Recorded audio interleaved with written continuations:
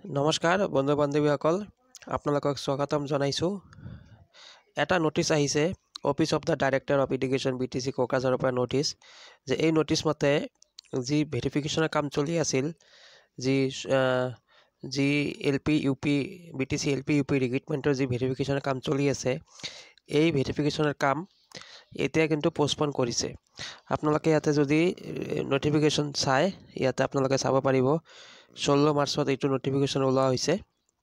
ইয়াতে দিয়া আছে নম্বৰ দিয়া আছে DE BTC ভ্যাকেন্সি, ঠিক আছে, এইখিনি লিখা আছে আৰু লিখা আছে যে as per decision of the BTC level screening cum selection committee the scrutiny verification of academic and professional qualification of the candidate who had applied for the post of assistant teacher of LP schools under BTC area as per advertisement number এইবিলাক, ঠিক আছে, dated 17 January 2024 is hereby postponed due to enforcement of Model Code of Conduct of Parliamentary Election 2024 until further order।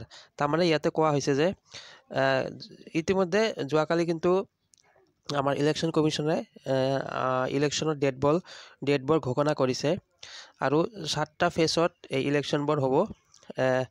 17 এপ্ৰিলৰ পৰা 1 জুনলৈকে ইলেকশ্যনখিনি চলিব আৰু অসমত আমাৰ 3টা ফেজত হ'ব 17 এপ্ৰিল 26 এপ্ৰিল আৰু 7 মে, ঠিক আছে।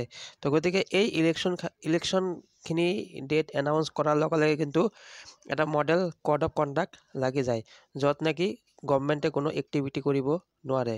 সেই মৰ্মে যি ভেৰিফিকেশ্যনৰ কাম চলি আছিল এই ভেৰিফিকেশ্যনৰ কাম কিন্তু তেখেতে কৰিব নোৱাৰে। তাৰ কাৰণে এই নটিছটো দিছে আৰু তেখেতে কৈছে যে এই ভেৰিফিকেশ্যনৰ কাম model code of conduct implement হোৱাৰ কাৰণে এইটো পোষ্টপন কৰিছে আনটিল ফাৰ্দাৰ অৰ্ডাৰ। যেতিয়ালৈকে অৰ্ডাৰ নাহে তেতিয়ালৈকে তেখেতে ভেৰিফিকেশ্যনৰ কাম বন্ধ ৰাখিব, ঠিক আছে। তো আৰু আপোনালোকক তেনেহ'লে আৰু এটা কথা আপোনালোকে জানিব পাৰিছে যে আমি যে কৈ আছোঁ DEEৰ ভেৰিফিকেশ্যনৰ কথা, এই ভেৰিফিকেশ্যনে কিন্তু এতিয়া ইলেকশ্যনৰ আগত আৰু নহয়, ইলেকশ্যনৰ পাছত হ'ব। তাৰমানে ক'বলৈ গ'লে 4 জুনৰ পাছত হ'ব, কিয়নো 4 জুনত ৰিজাল্ট দিব, তাৰপিছত নতুন গভৰ্ণমেণ্ট বনাব, তাৰ পাছতহে ভেৰিফিকেশ্যনৰ কামখিনি চলিব।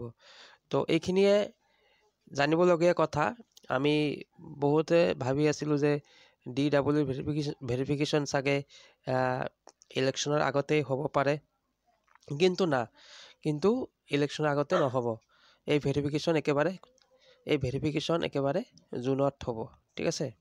আৰু আপোনালোকক এইখিনি ইনফৰমেশ্যন দিয়াৰ কাৰণে ভিডিঅ'টো প্ৰস্তুত কৰিছোঁ।